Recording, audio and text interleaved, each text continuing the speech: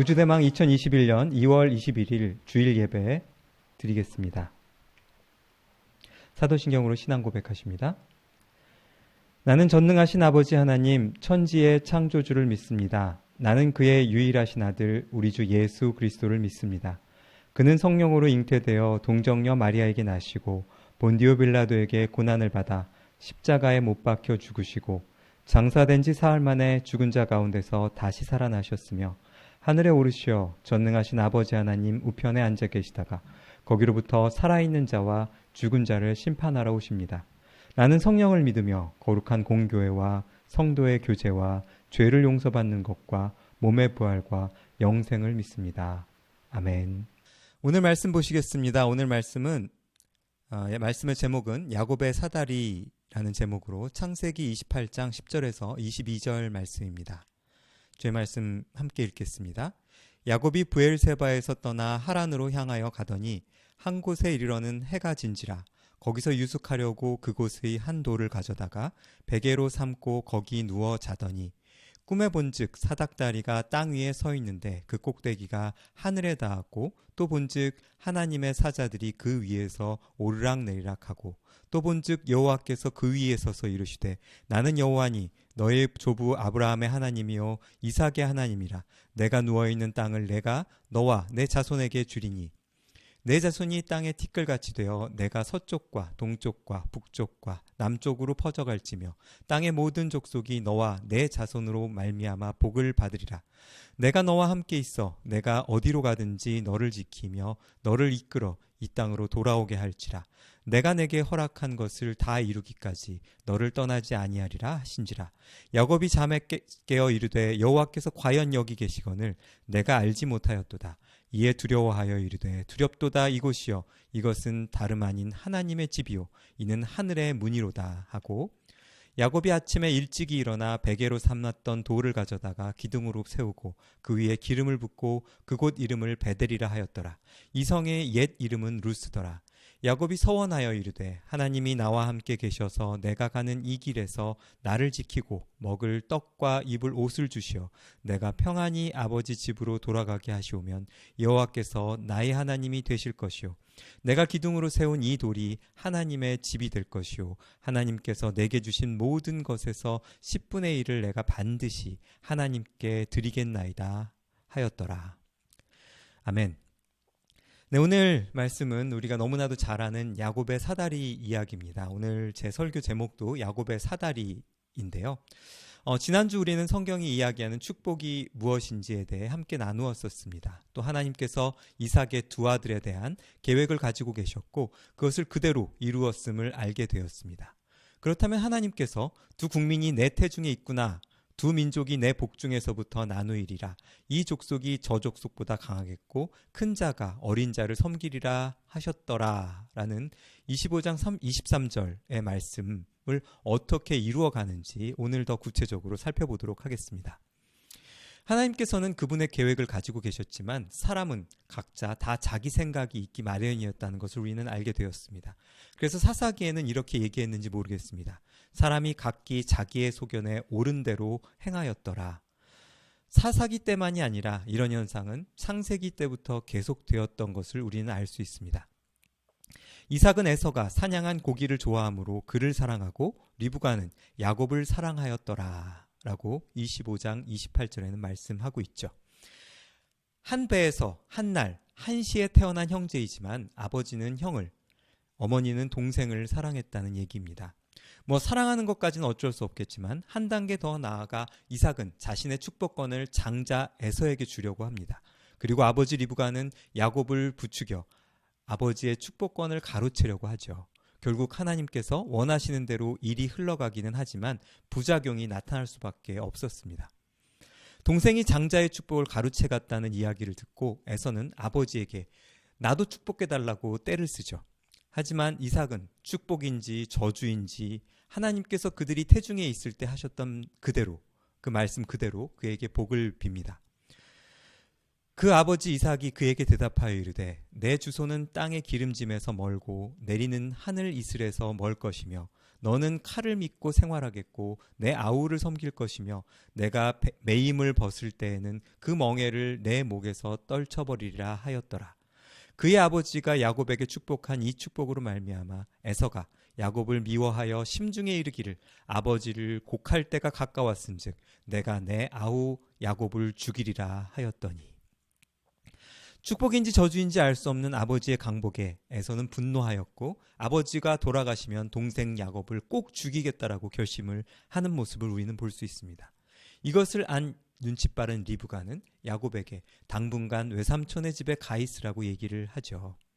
내 형의 노가 풀리기까지 몇 날 동안 그와 함께 거주하라. 네, 이 몇 날이 결국은 우리는 20년이 흘러버리고 다시는 리브가는 사랑하는 야곱을 볼 수 없게 되었다는 것을 우리는 알고 있죠.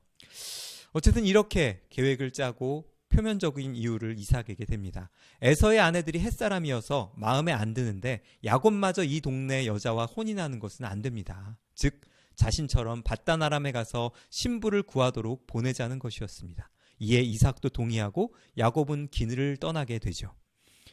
아들을 떠나보내며 이삭이 한 말을 들어볼까요?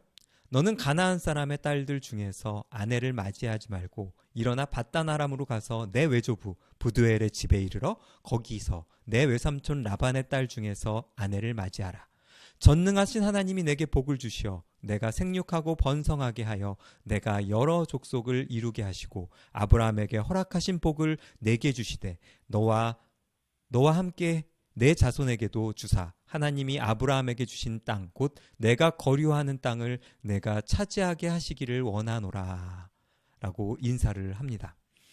여기서 짚고 넘어가야 할 것이 하나 있습니다. 이러한 이유로 야곱이 집을 떠나자 에서는 이삭과 리브가의 마음을 풀어주고자 이삭의 형 이스마엘에게 가서 이스마엘의 딸 마을렛과 결혼을 합니다. 여러분, 이 장면에서 제가 말씀드리고 싶은 것이 두 가지가 있는데요. 첫째는 지난번 리브가에 대해 말씀드렸던 것처럼 결혼이라는 이슈가 이 이야기를 이끌어가는 매우 중요한 키워드라는 것입니다. 지난번 말씀드린 것처럼 누구와 결혼하는가라기보다는 가치관, 삶의 문화를 이야기하는 것이라고 할 수 있겠죠.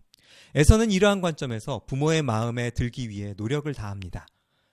어떻게 하죠? 바로 이스마엘에게 가서 이스마엘의 딸과 결혼하는 거죠. 즉 친족과 결혼을 한다는 겁니다. 그런데 문제가 있죠. 이스마엘은 서자라고 우리가 기억하고 있지 않습니까? 제가 그것에 대해서 설명을 드렸었는데 우리의 편견이라고 말씀드렸는데 그런 장면이 또 나오는 거죠. 에서가 볼 때 이스마엘은 친족이고 그 햇 여자랑 결혼한 것과 다르게 친족과 결혼한 느낌을 가지고 있었다는 거죠. 하갈과 이스마엘에 대해 제가 설교했었던 내용을 다시 한번 상기시켜 보시면 좋겠습니다. 근데 이것에 대해서 이스마엘에 대한 편견이 이 본문에도 동일하게 드러나는데요. 우리 번역은 더 특히 그렇습니다. 보시면 알겠지만 개역개정은 이에 에서가 이스마엘에게 가서 그 본처들 외에 아브라함의 아들 이스마엘의 딸이요 느바요스의 누이인 마할렛을 아내로 맞이하였더라 라고 이스마엘이 본처의 자식이 아닌 것을 강조하지만 히브리 성경에는 그리고 그것을 번역한 공동 번역에는 그 내용이 아예 없다는 것을 우리는 알게 됩니다. 이미 장가를 들었으면서도 아브라함의 아들 이스마엘한테 가서 이스마엘의 딸이요 느바요스의 누이인 마할렛에게 또 장가를 들었다라고 얘기를 하고 있어요. 즉 아브라함의 아들 이스마엘이라고 얘기하는 것을 볼 수 있습니다. 하지만 우리 개역개정에는 이것을 비틀어서 서자임을 강조하고 있죠. 어쨌든 이런 부분에서 우리가 성경을 다시 한번 읽어야 되고 다시 한번 다른 관점을 가지고 있어야 된다는 것을 다시 말씀을 드립니다. 중요한 것은 에서는 최선을 다해 물론 자기 생각에서였습니다만 부모에게 인정받기 위해 노력했지만 안타깝게도 성공을 거두지 못한 것처럼 보입니다.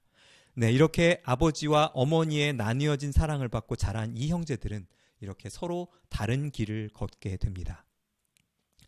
제가 지금 지도를 보여드리는데요. 이게 바로 야곱이 브엘세바를 떠나 하란으로 가는 긴 여정입니다.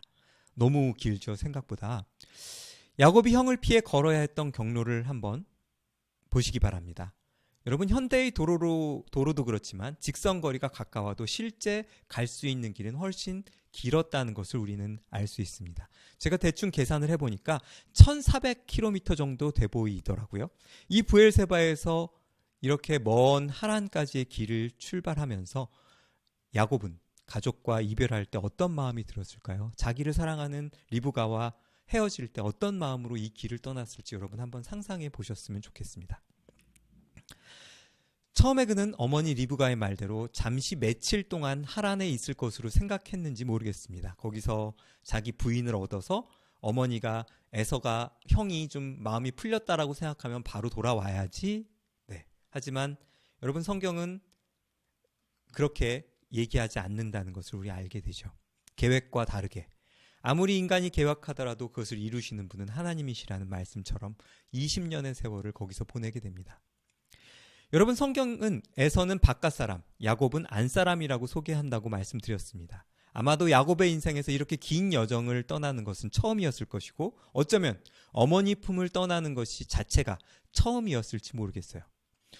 분명 오랜 여행이 아닐 것으로 믿고 싶었겠지만 사실 고대 근동의 여행에서 1400m나 되는 거리를 1400km나 되는 거리는 절대 가까운 거리가 아닙니다.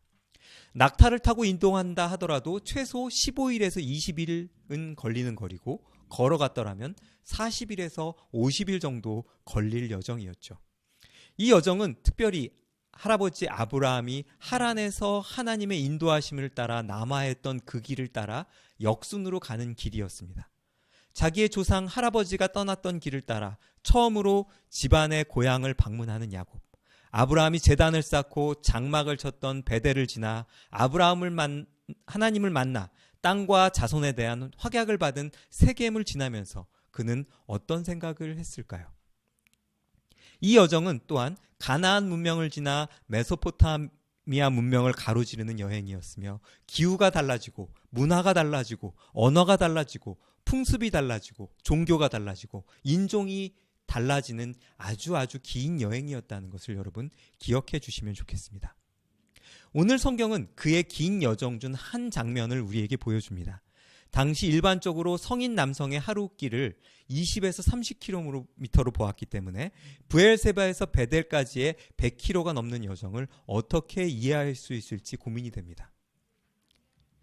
게다가 브엘세바는 해발 200m가량이지만 베델에 이르는 헤브론 산지는 해발 900에서 1000m를 오르내리는 험악한 산지였습니다.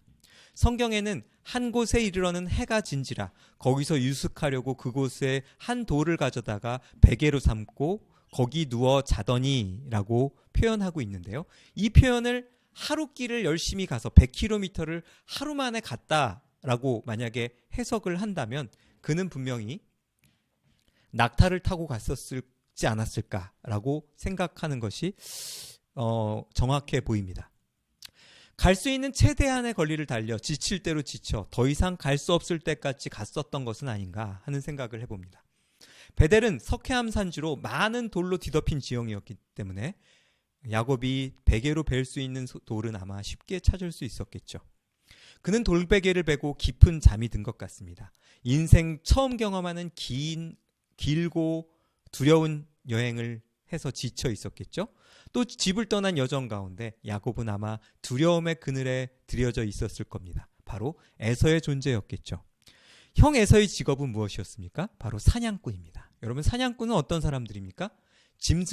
귀가 밝은 짐승들도 눈치채지 못하도록 뒤에 숨어서 짐승의 발자취를 쫓아 그 대상이 남긴 흔적들을 쫓아가서 그들의 목숨을 빼앗는 것이 사냥꾼입니다. 보이지 않는 형의 그림자가 야곱의 발걸음을 엄청 재촉했을 것이라고 우리는 쉽게 추측할 수 있습니다. 언제 그가 인기척을 쥐고 나타나 방심한 순간 그의 턱 밑에 칼을 들이밀지 모르는 두려움이 있었을 겁니다. 그는 처음 떠난 사랑하는 어머니 품이 그리고 안온한 집안에서 누리던 호사가 그리웠겠죠. 밤에는 영하까지 떨어지는 광야에서 이런 생각과 처음 떠난 여행으로 인한 들뜸, 내일과 미래에 대한 염려를 뒤로하고 그는 잠이 듭니다. 그리고 꿈을 꾸게 됩니다. 오늘 본문은 이렇게 얘기합니다. 꿈에 본즉 사닥다리가 땅 위에 서 있는데 그 꼭대기가 하늘에 닿았고 또 본즉 하나님의 사자들이 그 위에서 오르락 내리락하고 또 본즉 여호와께서 그 위에 서서 이르시되 나는 여호와니 너의 조부 아브라함의 하나님이요 이삭의 하나님이라. 내가 누워있는 땅을 내가 너와 내 자손에게 주리니 내 자손이 땅의 티끌같이 되어 내가 서쪽과 동쪽과 북쪽과 남쪽으로 퍼져나갈지며 땅의 모든 족속이 너와 내 자손으로 말미암아 복을 받으리라. 내가 너와 함께 있어 내가 어디로 가든지 너를 지키며 너를 이끌어 이 땅으로 돌아오게 할지라. 내가 내게 허락한 것을 다 이루기까지 너를 떠나지 아니하리라 하신지라. 야곱이 꿈에 보니 사닥다리가 땅에서 하늘까지 닿아 있는 것을 보게 됩니다. 그런데 별다른 설명 없이 하늘에 이르는 거룩한 사닥다리가 나타난 것이죠. 사닥다리는 도대체 얼마나 길었을까요? 어떻게 하늘에 매달려 있었을까? 궁금했던 적이 참 많습니다. 게다가 우리가 알고 있는 사닥다리는 천사들이 오르락 내리락 할 수 없습니다. 사닥다리가 양쪽으로 이렇게 오르락 내리락 하는 천사를 상상이 되십니까? 잘 이해가 안 되시죠? 그래서 자료를 찾아보니까 오히려 창세기 11장에 등장하는 바벨탑의 모습을 추천하더라고요. 실제로 앞에서 언급했던 것처럼 거대 근동에는 신과 만나기 위한 거룩한 건축물들이 존재했습니다. 바로 이 그림과 같은 것들이었죠. 고대 근동에서는 하늘에 닿아 신과 자신들을 연결하는 계단 혹은 경사로를 지구라트라고 불렀습니다. 그 당시 수메르인, 바벨로니아인, 엘람인, 아시리아인들은 자신들이 믿는 신과 대면하기 위해 이런 지구라트를 지었습니다. 당시 지구라트라는 단어는 아카더어로 높이 솟아 올리다, 그리고 히브리어로 세우다라는 뜻을 가지고 있습니다. 기록된 가장 큰 지구라트는 높이가 82m에 이르렀다고 얘기하고 있습니다. 지금이야 82m가 얼마 안 될 수 있겠지만 그 당시 사람들에게 82m는 거의 하늘에 닿은 높이였을 거라고 생각해요. 당시 고대 근동의 인식에 따라 하나님께서는 야곱에게 나타나십니다. 가지고 있던 모든 것을 잃어버리고 도망자가 된 야곱을 하나님께서 직접 찾아오신 것이죠. 아브라함과 이삭에게 찾아오셨던 하나님께서는 이제 야곱에게 찾아오신 겁니다. 당시 지구라트는 하늘의 신들이 이 땅에 거하는 거처이자 인간이 신을 만나기 위해 찾아오는 장소였습니다. 그런데 여러분, 하나님은 이 지구라트를 야곱이 자고 있는 곳에 세우시고 하나님이 직접 야곱을 만나러 오셨다는 사실을 여러분 기억해 주셨으면 좋겠습니다. 여러분, 당시 고대 근동의 신들은 거룩한 성소나 일정한 영역에 속해 있는 존재로 인식되었습니다. 아시리아의 신인 아수르는 아시리아 지역을 다스리는 신이었어요. 그리고 바벨로니아의 신은 말둑은 바벨로니아의 신이었죠. 그래서 신과 만나기 위해서는 그 신이 거처하는 성소에 도달해야 되는 것이 그 당시의 일반 상식이었습니다. 하지만 하나님께서 세우신 이 건축물 앞에 가장 높은 곳에 계신 하나님께서 야곱에게 이렇게 얘기하신 겁니다. 또 본즉 여호와께서 그 위에 서서 이르시되 나는 여호와니 너의 조부 아브라함의 하나님이요 이삭의 하나님이라. 내가 누워있는 땅을 내가 너와 내 자손에게 주리니 내 자손이 땅의 티끌같이 되어 내가 서쪽과 동쪽과 북쪽과 남쪽으로 퍼져갈지며 땅의 모든 족속이 너와 내 자손으로 말미암아 복을 받으리라. 내가 너와 함께 있어 내가 어디로 가든지 너를 지키며 너를 이끌어 이 땅으로 돌아오게 할지라. 내가 내게 허락한 것을 다 이루기까지 너를 떠나지 아니하리라 하신지라. 아멘. 지금 하나님께서는 아브라함 때부터 이어진 이 언약이 야곱에게 이어질 것이라고 다시 약속하시는 겁니다. 여러분, 야곱은 어떤 사람입니까? 아버지의 축복을 이어받기 위해 거짓말하고 사기치는 것을 서슴지 않는 사람이었습니다. 형이건 외삼촌이건 내 이익을 위해서라면 발목을 붙잡고 넘어뜨리고 추월하려는 사람이었지 않습니까? 그는 사실 이 일 후에도 그런 삶의 모습을 쉽게 바꾸지 않습니다. 그리고 자기보다 더한 외삼촌 라반을 만나 20년 동안 똑같이 속임을 당하게 되죠. 하지만 지금 이 순간 하나님께서는 그에게 그의 인생의 목표점을 새롭게 찍어주시는 겁니다. 네가 어떻게 하던 누구와 있건 어디에 가든지 난 너와 함께 있을 거야. 그리고 너를 복 줄 거야. 그러니까 겁먹지 말고 특별히 욕심 부릴 필요도 없어 라고 말씀하셨던 것은 아닐까요? 재미있는 사실은 야곱에게 이야기하신 축복의 내용 중 하나님께서 야곱에게 요구하신 것이 하나도 없었다는 것을 발견하게 됩니다. 여러분, 당시 제가 예전에 아브라함의 언약에 대해 설교할 때 분명히 말씀드렸죠. 당시의 언약이라는 것은 언약 당사자가 서로 나는 A를 주고 나는 B를 줄 테니까 우리가 C를 함께 하자, 이런 언약이었다고 말씀드렸습니다. 하지만 하나님께서는, 특별히 이 야곱 언약에서는 하나님께서 야곱에게 요구하신 것이 하나도 없었다는 것을 우리는 발견하게 됩니다. 모두 무조건적으로 하나님께서 야곱에게 베풀어 주실 것에 대한 약속이었습니다. 바로 한 걸음 내딛는 것도 불확실한 상황에서 야곱이 가장 듣고 싶었던 이야기가 아니었을까요? 형을 추월해 더 많은 복을 받겠다고 속이고 거짓말하던 그는 당장 1시간 앞에 안전도 보장할 수 없는 상황에 내몰려 광야에서 새우잠을 청하고 있는데, 그에게 나타난 하나님께서 이야기하신 이 말씀이 그에게 어떻게 다가왔을지 여러분 한번 상상해 보셨으면 좋겠습니다. 여러분, 저는 야곱을 참 좋아합니다. 너무 우리와 닮았기 때문입니다.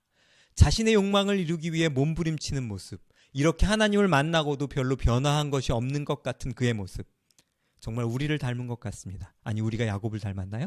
하지만 정말 마음에 드는 것은 그럼에도 불구하고 야곱을 향한 하나님의 계획을 거두지 않으시는 하나님을 발견할 수 있기 때문에 너무 좋습니다. 천천히 그를 이끌고 하나님이 원하시는 지점으로 이끌어 가시는 하나님의 모습을 우리는 야곱의 이야기에서 확인할 수 있지 않습니까? 꿈에서 깬 야곱은 이렇게 얘기합니다.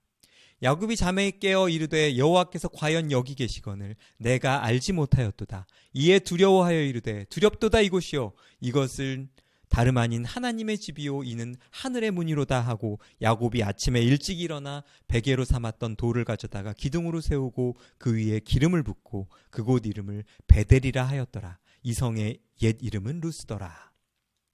베델의 뜻은 하나님의 집이라는 뜻입니다. 즉 야곱은 하나님께서 이렇게 당시의 상식을 초월한 능력의 하나님을 보여주셨음에도 불구하고 이렇게 나타나신 하나님이 여기 사시는구나라고 착각했던 것을 알 수 있어요. 지구라트의 다른 이름이 바로 하늘의 문이기 때문이죠. 여기 하나님께서 지구라트를 세우셨기 때문에 여기가 바로 하나님의 집이었구나라고 생각했던 일반 상식을 넘어서지 못합니다. 하지만 여러분, 야곱은 그것을 이해하지 못했지만 그럼에도 불구하고 하나님께서는 그가 가는 길을 따라 하란까지 이르러 거기서 그를 보호하시고 복 주시는 하나님이셨음을 우리는 기억할 수 있습니다. 그리고 야곱답게 하나님한테 딜을 하죠.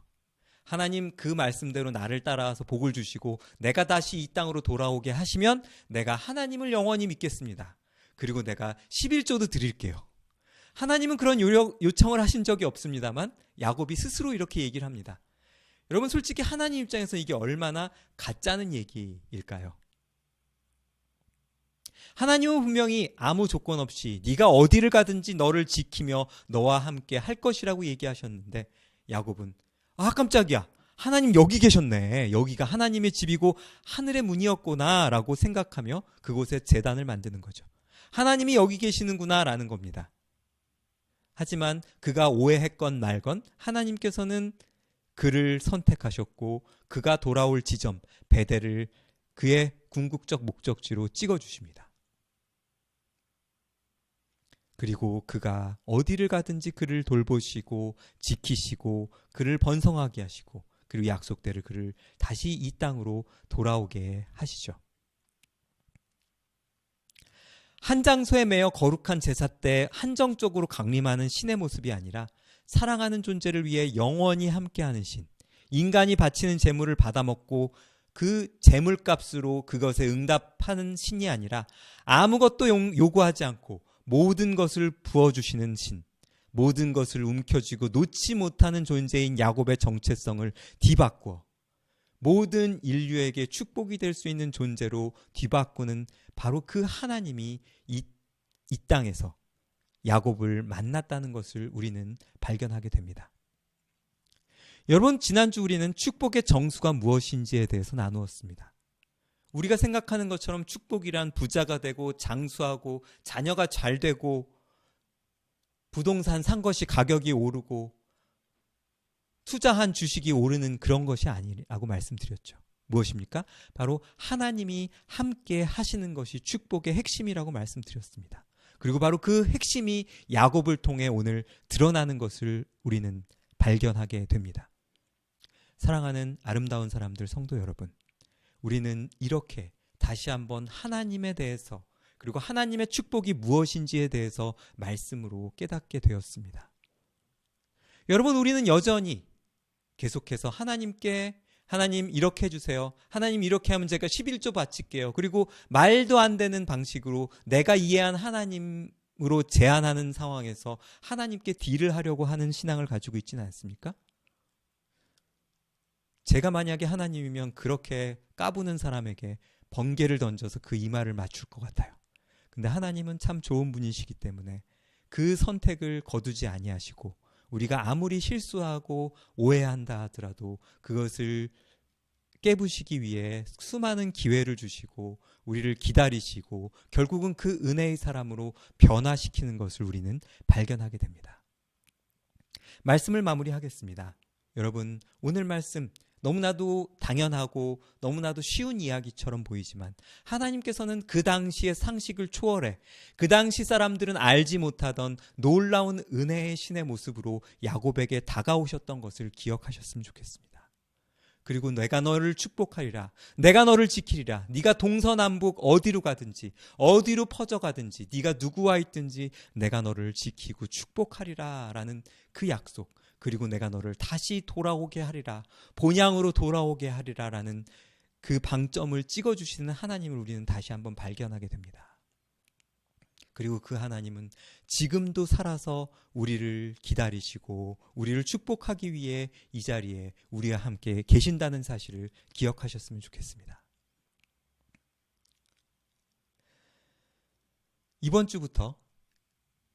지난주 수요일부터 제의 수요일을 시작으로 사순절이 시작되었습니다, 여러분. 오늘은 사순절 첫 번째 주일입니다. 주의 은혜의 정점인 십자가 사건이 우리에게 어떻게 다가왔는지를 묵상하는 시간입니다. 성경 필사 시작하셨습니까? 네, 저희 가족들 다 시작을 했는데요. 쉽지 않더라고요. 여러분, 그 말씀을 묵상하시는 것이 숙제하듯이 하지 마시고요. 이 사순절 기간 동안 예수 그리스도의 구원의 여정을 다시 한번 살펴보는 기회가 되기를 축복합니다. 그리고 그 축복이 거기서 완성되었다는 사실을 발견하셨으면 좋겠습니다. 이렇게 축복은 우리에게 왔고 그렇게 계속되고 그렇게 이루어져 갈 것입니다, 여러분. 중요한 것은 우리가 그 축복을 언제 진짜 그 축복의 의미를 깨달을 것인가, 그리고 우리에게 부어주시는 그 은혜를 어떤 마음으로 받아들일 것인가, 그리고 그 축복이 우리를 통해 이 땅에 흘러넘치기를 우리가 어떻게 고대할 것인가, 그것이 바로 신앙의 문제라는 것을 기억하셨으면 좋겠습니다. 여러분, 이 사순절 기간 예수 그리스도의 십자가와 그 삶이 우리에게 더 큰 의미로 다가오고 더 기쁨과 감사로 채워지는 신앙이 되기를 축복합니다. 마지막으로 이 야곱의 축복이 우리에게도 해당된다는 사실, 얼마나 기쁘고 감사한지 감격에 넘쳐서 일주일을 살아가는 여러분들이 되기를 축복합니다. 말씀으로 하나 되는 우리 성도들 되셨으면 좋겠습니다. 기도하겠습니다. 하나님 감사합니다. 우리가 야곱의 사다리를 통해 하나님께서 그 시대에 상식을 넘어서서 정말 본 적 없는, 만난 적 없는 은혜의 하나님으로 다가오셨음을 다시 한번 깨닫습니다. 주님, 그 은혜가 우리에게 다가왔고 우리에게 무조건적인 그 사랑이 전달되었음을 우리가 바라봅니다. 주여, 그 기쁨과 감격과 감사가 우리 삶 가운데 충만할 수 있도록 주님 붙들어 주시옵소서. 야곱에게 하셨던 약속을 우리에게도 동일하게 부어주심을 감사를 드리며 야곱을 이스라엘로 바꾸셨던 그 은혜가 우리 삶 가운데도 이루어질 수 있도록 허락하여 주시옵소서. 날마다 주님께서 우리를 돌보시고 이끄시고 보호하시고 책임지신다는 것이 무엇인지 그 축복의 정수를 날마다 느끼는 일주일 되게 하여 주시옵소서. 말씀을 더 사모하는 일주일 되게 하여 주시옵소서. 이제는 우리 주 예수 그리스도의 은혜와 하나님 아버지의 사랑과 성령님의 교통하심이 오늘 함께 예배드린 아름다운 사람들 성도 머리 위에 그리고 가족 머리 위에 이제부터 영원히 함께 계실지어다. 아멘. 네, 오늘도 온라인으로 예배 함께 해주셔서 감사드립니다. 설이 지나서 그런지 다시 감염자가 600명대로 올라갔는데요. 네, 좀 안타깝습니다. 하지만 백신을 아마 이번 주부터 맞기 시작한다는 것으로 알고 있는데요. 정말 빨리 회복되어서 우리 한 마음으로 함께 한 자리에서 예배 드릴 수 있기를 고대하는 여러분들 되길 축복합니다. 아까 말씀드린 것처럼 누가복음 필사 함께 해주시면 좋겠고요. 그리고 저번에 말씀드린 대로 우리 아름다운 사람들 센터를 통해서 우리 그 헌금이 전달되었습니다. 아름답게 쓰이고 우리 그분들이 도움받고 좀 더 행복해지고 하나님의 사랑을 느낄 수 있는 기회가 되기를 함께 중보해 주셨으면 좋겠습니다. 네, 제가 지난주에 카톡으로 일본을 위해서 기도 부탁드렸는데 사실 어쩌면 더 큰 문제 미얀마에서도 지금 쿠데타가 일어나고 많은 미얀마 사람들이 그 박해 가운데 있는 것을 여러분 기억하시고 그것을 위해서도 기도해 주셨으면 좋겠습니다. 그 외에도 중보 기도할 내용들이 있다면 저에게 연락 주시면 제가 함께 기도하도록 또 광고할 것들은 광고하도록 하겠습니다. 네, 오늘 함께 예배 드려주셔서 너무 행복하고 감사합니다. 다음 주에 뵙겠습니다.